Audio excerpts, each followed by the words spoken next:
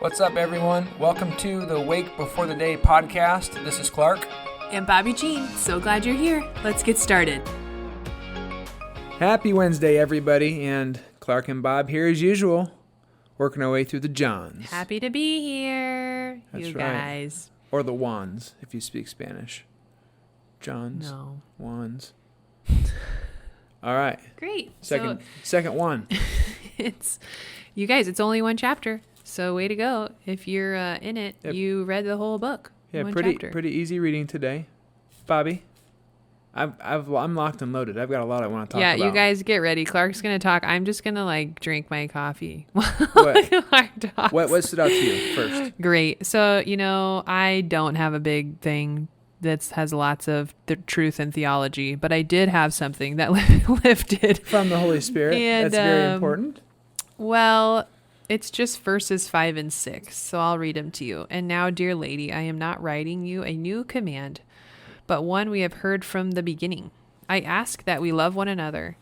And this, what did I just say? I ask that we love one another, and this is love, that we walk in obedience to his commands. As you have heard from the beginning, his command is that you walk in love. And so, are we going to talk about this lady thing? Yeah, who is this lady, do you think? So before we even jump in there, so verse 1 says the elder to the chosen lady. And then again in these in these verses I just read, they say dear lady again.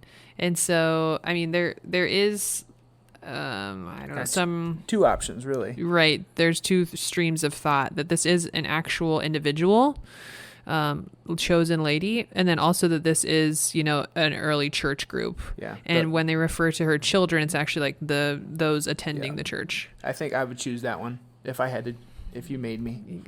Okay, there you go. Twist That's my good. arm, Bob. That's Ow! helpful. Ow! That's helpful, you guys. It's a church. Ugh.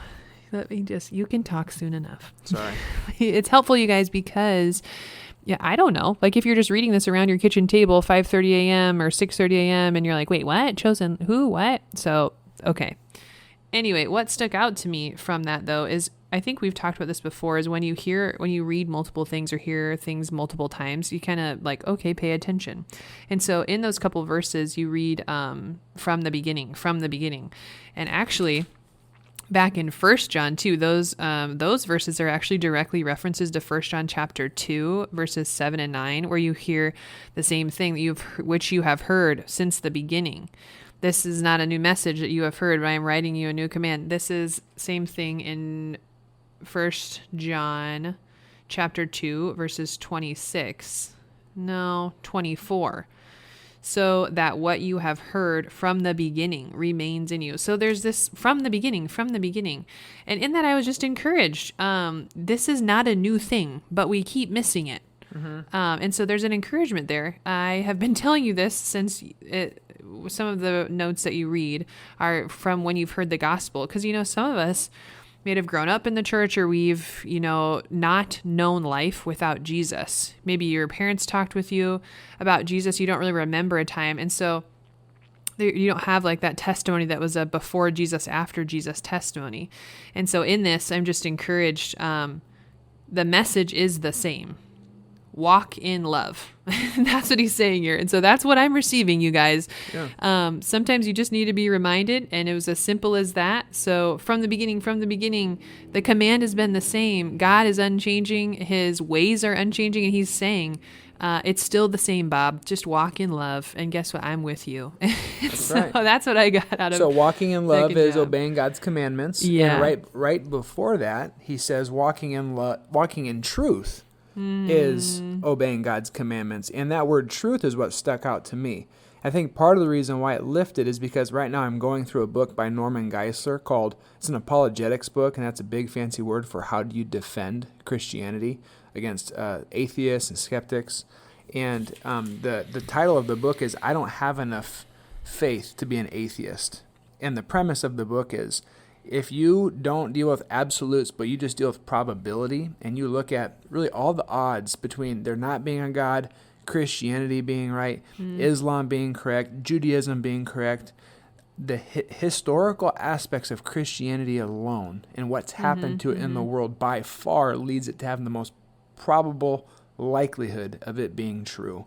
And so as I'm reading this chapter on truth, it's pretty academic. So if you're looking for an easy read, just like want to just kind of cruise through this, I don't recommend it. If you are like trying to break down philosophical thought and you want to get into the weeds of it, maybe you'll really like it. But in it, it talks about how today one of our biggest battles is that truth is relative to a lot of people.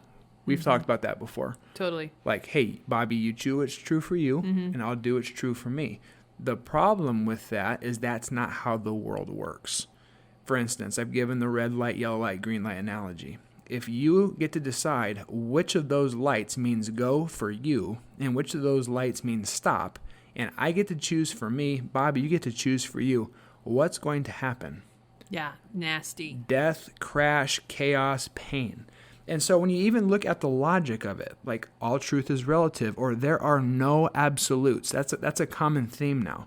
Like you can't be absolutely true about anything. That in itself is an absolute truth statement. Right. Like even just saying that. Just saying that, saying there are no absolute truths. How do you absolutely know that? Right. And progressive Christianity and the world does not want to hear that, but that's the real question. And so what Norman Geisler talks about in this book is the Roadrunner tactic. Have you seen the old Wile E. the Coyote and the Roadrunner? Poor guy. Poor guy. That fool gets crushed by his own tricks over and over again. And that's what his point is, saying take the logic and turn it on its head and see does it apply to the statement. And so when you look at that, that's the mantra of our day. Hey, true for you, but not true for me. Kind of looking through this, a couple other things that I found to be really helpful specifically regarding truth is people often say, and you've probably bumped into someone, well, aren't all religions true, or do all religions lead to heaven? And what's tricky about that is on the surface, they use similar words like God or prayer or meditation or afterlife. But when you look at the nuts and bolts of it, they're all vastly different. Give me some examples here. Jews, Christians, and Muslims believe in different versions of a theistic God, meaning like there's one God. While most Hindus and New Agers, which there's tons of New Agers today, believe that everything exists and part of an impersonal, pantheistic force they call God. And pantheistic meaning there's all kinds of forces at work, more than one God. The second thing is many Hindus believe that evil is a complete illusion, while Christians, Muslims, and Jews believe that evil is real. The third thing is that Christians believe that people are saved by grace through faith, if you read Ephesians 2, while all other religions, if they believe in salvation at all, believe something in regards to you're saved by your good works. You're saved by the things you do. And then they fight over, though, the definition of good. So already that's problematic right there. Now, the last thing is truth versus tolerance. And that could be a podcast for another time. But when it comes to like relativism and like, hey, what's true for you, what's true for me, and you need to tolerate this or tolerate that, the problem is the world continues to change the definition. Geisler says in our culture today, tolerance no longer means to put up with something you believe to be false. After all, you don't tolerate things you agree with. Tolerance now means that you're supposed to accept every belief as true. And that is plaguing not only our culture, but also the church right now. So when it comes to 2 John, I hope that all makes sense to you. I'm going to bring this back into the Bible chapter now. The reason why John wrote this is because people were changing the definition of truth. Right. That's why he keeps bringing it up here. Right, specifically about one issue. So the issue comes down to verse 7, and the big question is about Jesus and, and his humanity. And so there's a really fancy group of people called Docetism is what it's called. But what were they arguing? Yeah, I don't have the verse right in front of me. Essentially, they're arguing that Jesus came and he was not really a human form. He was in the flesh. And that's why that phrase is so important in 2 John when they're talking about this kind of heresy and false teachers. Do you have the verse? Yeah, verse 7. It says, "So many deceivers have gone out into the world, those who do not confess the coming of Jesus Christ in the flesh."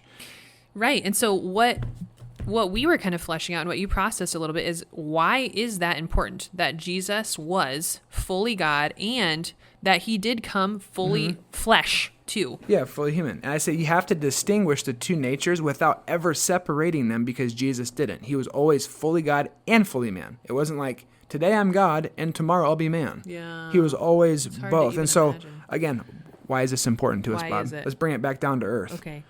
I think, one, because of sin, a payment for sin had to be made, and that payment had to be pure and holy and spotless, because that's who God is. And we see that all over the Bible. Especially in the Old Testament, the spotless lamb. And so a payment, in order to kind of recreate the connection between a holy and perfect God and a really jacked up, sinful humanity led by, yours truly here, we couldn't offer that holy, perfect sacrifice. The second thing was that the payment had to be made on behalf of humanity. Why? Right. Well, because from the beginning of our relationship with God, we broke our end of the deal. Yep. We were the ones that, we actually couldn't do it. Yeah. We were the ones that cheated. We were the ones that, dropped the ball. Exactly. This also fulfills tons of Old Testament prophecies, but to bring it down even further to earth, like to your and I, our lives right now, and especially our struggles, God empathizes with you because he knows what it means to be a human being. He says, I'm the way, I am the truth, I am the life, I'm the only way to eternity. And Jesus knows what it's like to be human and to struggle. Right. So he knows what it's like to have been betrayed or left out, to be misrepresented, lied to, abandoned. He knows about losing loved ones. Yeah. He knows just about our human struggles. Yeah. Because he did come fully in the flesh. He knows them. And so right now we believe that Jesus has ascended. He's at the right hand of God the Father, and he's interceding for us. So when you and I pray, the prayers go to Jesus. The Spirit helps us pray to Jesus, who knows what it's like to go through this. And he gives them to the Father, and the Father, that God himself, all of him, just the one God, then seeks to bless us, to help us become like him, to heal, to also convict us of sin so that we would turn back and repent and go in his way, the best way. And so I know today was kind of more academic and heady, but that's what John's dealing with, is these people who are saying, we're going to redefine what truth is. And that's really problematic. Jesus really came fully God, fully man. And that's what, John's saying. Sorry, do you have a thought? I just cut you off. I'm done. I hate it when that happens. I've talked too much. Go for it. Well, I think that's, you guys, hello. So really this was just my point, because that's what it's been from the beginning. From the beginning. Way to bookend it, Bob. I know. That's what he's saying, though. He's like, this is not a new thing, guys. God's been whispering it from the beginning.